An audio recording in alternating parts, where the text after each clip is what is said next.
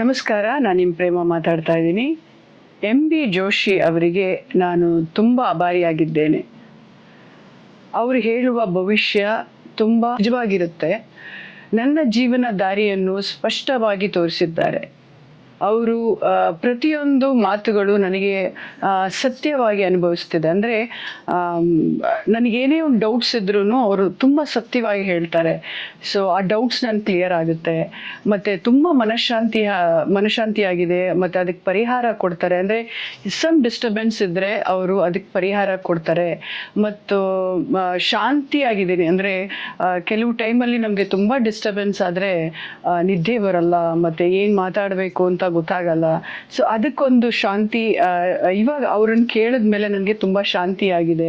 ಮತ್ತು ಅವರಿಗೆ ದೇವರೊಂದಿಗೆ ತುಂಬ ಅಪಾರವಾದ ಸಂಬಂಧಗಳಿದೆ. ನಮಗೆ ಇವಾಗ ಏನಾದರೂ ಸಿಚುವೇಶನ್ ಏನಾದರೂ ಬಂತು ಅಂದರೆ ಅದಕ್ಕೆ ಎದುರಿಸುವ ಸವಾಲುಗಳನ್ನು ಹೇಳ್ತಾರೆ.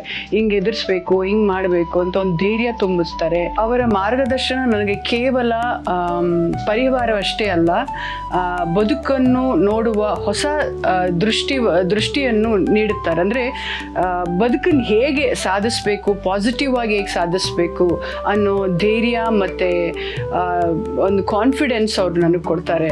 ಸೊ ಆ ವಿಷಯದಲ್ಲಿ ಅವರಿಗೆ ಎಂ.ಬಿ. ಜೋಶಿ ಅವರಿಗೆ ಧನ್ಯವಾದಗಳು. ಏಕೆಂದರೆ ನನ್ನ ಭಾಳಷ್ಟು ಮಾರ್ಗ ಮತ್ತು ಹೇಗೆ ಹೋಗಬೇಕು, ಹೇಗೆ ಕಾನ್ಫಿಡೆನ್ಸ್ ಆಗಿ ಹೋಗಬೇಕು ಅನ್ನೋದು ತುಂಬ ಎಂ.ಬಿ. ಜೋಶಿ ಅವರು ನನಗೆ ಹೇಳ್ಕೊಟ್ಟಿದ್ದಾರೆ. ಹೀಗೆ ಮಾಡಿ, ಹೀಗೆ ಪೂಜೆ ಮಾಡಿ, ಹೀಗೆ ನೀವು ಹೋಗಿ ಅಂತ.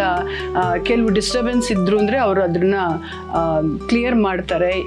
ಮತ್ತು ಏನೇ ಇರಲಿ, ಏನೇ ಪ್ರಾಬ್ಲಮ್ಸ್ಗಳು, ಇವಾಗ ಸಿಚುವೇಶನ್ ಸಡನ್ ನಿಮಗೆ ಸಿಚುವೇಶನ್ನ ಎದುರ್ಸೋಕ್ಕಾಗಲ್ಲ.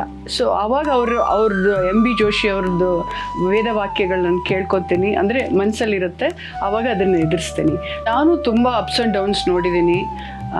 ಬದುಕದು ಏನು ಹೇಳ್ತಾರೆ ಎಲ್ಲ ವಿಧಗಳನ್ನು ನಾನು ಮಾಡಿದ್ದೀನಿ. ಆದರೆ ಎಂ.ಬಿ. ಜೋಶಿ ಅವ್ರ ಹತ್ರ ಹೋದ್ಮೇಲೆ ನಂದು ಅಪ್ಸ್ ಆ್ಯಂಡ್ ಡೌನ್ಸ್ ಏನೇ ಇದ್ರೂ, ಅವ್ರದ್ದು ಏನೇ ಒಂದು ನೆಗೆಟಿವ್ ಅಂದರೆ ನನ್ನ ಡಿಸ್ಟರ್ಬೆನ್ಸ್ ಇದ್ರೂ ಅವ್ರನ್ನ ಕೇಳಿದ್ರೆ ಅದಕ್ಕೊಂದು ಪರಿಹಾರ ಹೇಳ್ತಾರೆ, ಹಿಂಗೆ ಮಾಡಿ ಅಂತ.